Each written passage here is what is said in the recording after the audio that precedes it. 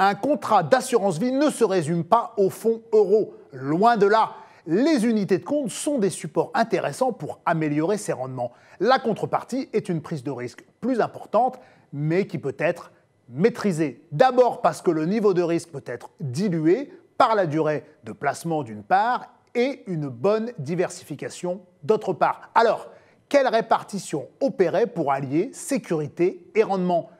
Une partie des sommes versées au contrat, 30% par exemple, peut être investie dans le fonds euro. Rapportant entre 1 et 2%, cette poche permettra de générer un peu de rendement et surtout d'être disponible à tout moment en cas de besoin de trésorerie sans avoir à utiliser la partie de l'épargne investie en actions.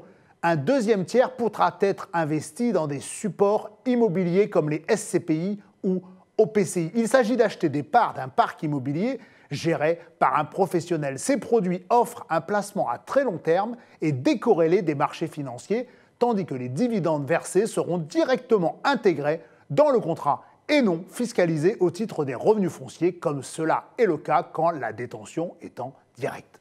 Les SCPI ont aussi l'énorme avantage d'être rachetables à tout moment par l'assureur. Le dernier tiers pourra être investi sur des supports investis sur les marchés financiers.